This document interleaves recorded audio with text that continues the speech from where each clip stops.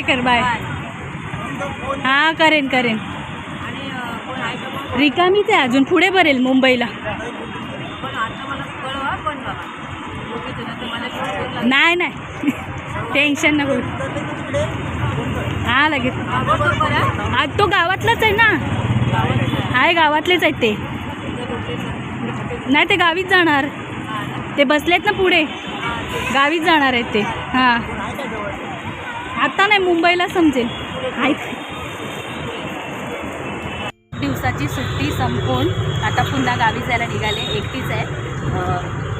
येते वेळी तर शेजारचे होते आईच्या बाजूचे, त्यांच्यासोबत तरी आली. आता जाताना एकटीच आहे, पण गाडी डायरेक्ट देवळे आहेत म्हणजे गावातच जाणार आहे, त्यामुळे काही टेन्शन नाही. ओळखीचे आहेत.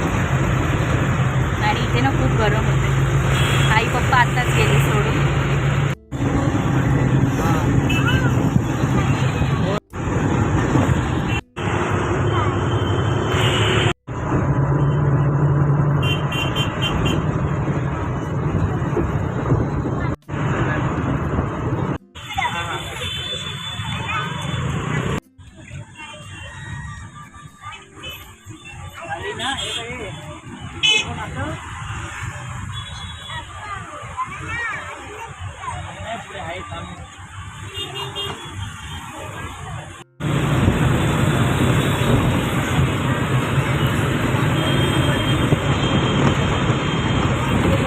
गाडी आता पेनला थांबली जेवणासाठी. मी चपाती आणि चटणी आणली होती कारण भाजी वगैरे मला नको होती काय म्हणून. फक्त वॉशरूमला वगैरे जाऊन आली आणि त्यानंतर चपाती चटणी इथेच बसून खाल्ली गाडीमध्ये. खाली काय उतरली नाही कारण एकटीच आहे म्हणून. सोबत कोण असतं तर मग काय गेली असती बाहेर जेवायला वगैरे. आता काय राहू. आता झोपायचं आणि डायरेक्ट सकाळी. अगं त्याचं पण बाहेर काळो कसं आहे दाखवण्यासारखं काही नाही. बघूया दाखवण्यासारखं असेल तर दाखवेल, नाहीतर मग डायरेक्ट आता सकाळी गावातच भेटू. Good morning friends. तर आले घरी. काही वाजले 6:30 यायला. गाडी थोडी उशिराच झाली, नाही तर 5:30पर्यंत 5:30-6पर्यंत येते. आज आम्हाला यायला 6:30 झाले थांबत आली म्हणून. आणि आल्यानंतर थोडीफार घरात कामं होती ती केली, आवरली, फ्रेश झाले. आणि आज दिवाळीचा पहिला दिवस पण आहे, तर दिवाळीच्या तुम्हा सर्वांना खूप खूप शुभेच्छा. आणि काय आणि आता बघूया कामं. आता काय जेवणाचं वगैरे करायचं आहे ते. गाडीतून आल्यावर नकोसं पण होतं, पण थोडंफार इकडचं जरा होतं आवरायचं, तर ते आवरलं. कारण की 8 दिवसानंतर ना घर असं बघवत नव्हतं. सुयोगने थोडीफार कामं केली होती, पण तरीसुद्धा आपल्या हाताने साफसफाई करत नाही तोपर्यंत आपल्याला चैन पडत नाही. तर मी पण तसंच केलं. आल्या थोडं साफसफाई केली. माऊ गेलेली भटकायला, ती आत्ता आले. ती बघा आवाज देते मी. एरवी तर सकाळी जाऊन डायरेक्ट संध्याकाळी यायची. आज काय माहिती कसं काय. छोटी आपली जी पाडी आहे ना, तिने सुद्धा मला आल्या आवाज दिला पटकन. माऊ इकडे ये, बेडवर ये. आणि माऊ ना आता थोडी वेगळीच दिसायला लागली आहे. बघा माऊचा चेहरा थोडा वेगळाच दिसतोय मला. जशी मी तिला बघून गेली होती तसं मला आल्यावर परत दिसत नाही का. 8 दिवसात एवढा चेंजेस झाला माऊमध्ये. आणि माऊ जरा ना विचित्रपणा पण करायला लागली 2 दिवस झाले, असं हे मला सांगतायत. का ग माऊ, काय करत होती तू विचित्रपणा?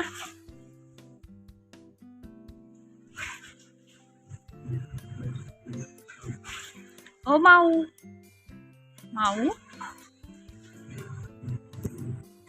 जाताना माझ्याकडे होती 1 बॅग, येताना आले 2 बॅग. आता त्यातलं पण सर्व काढून कपडे वगैरे व्यवस्थित कपाटात ठेवायचे आहेत, तर ते सगळं मी आता करून घेते. 6 वाजलेत संध्याकाळचे. दूध वगैरे काढून सुयोग गेले डेअरीमध्ये.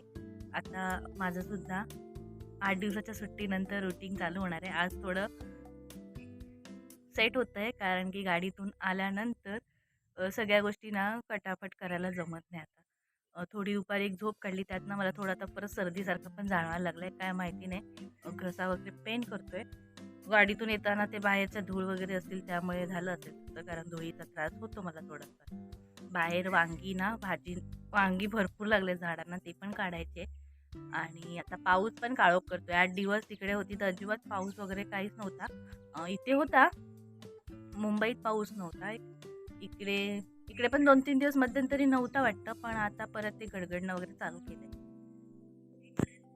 गुरं गेली आहेत आपली सगळी चरायला आणि आज दुपारी जेवण सुद्धा नव्हतं केलेलं, कारण माझं घरी आल्यानंतर थोडंफार इकडे तिकडे साफ करण्यातच वेळ गेला.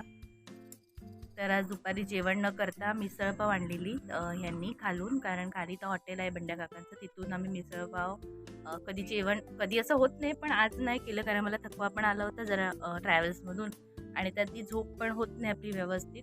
तर दुपारी थोडा वेळ झोपली आणि गरम पण खूप होतं इकडे. आता बघूया रात्री काय जेवण बनवायचं, एकच भात वगैरे बनवेन.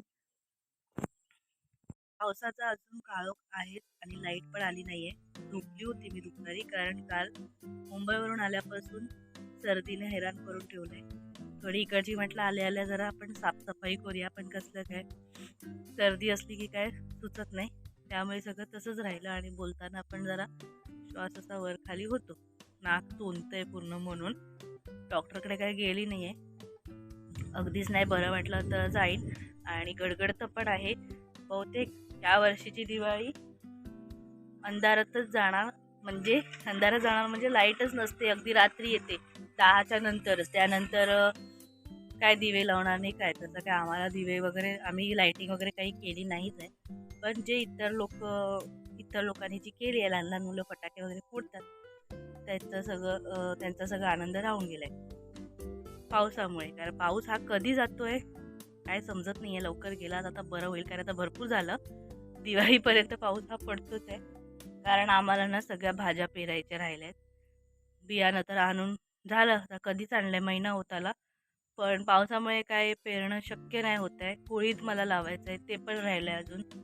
त्यामुळे नाहीतर मी अजून मुंबईला वगैरे राहिली असती थोडे दिवस. पण दिवाळीचा सण पण होता, जरी सण करायचा नाही तरीसुद्धा आपल्या घरात असणं चांगली गोष्ट आहे.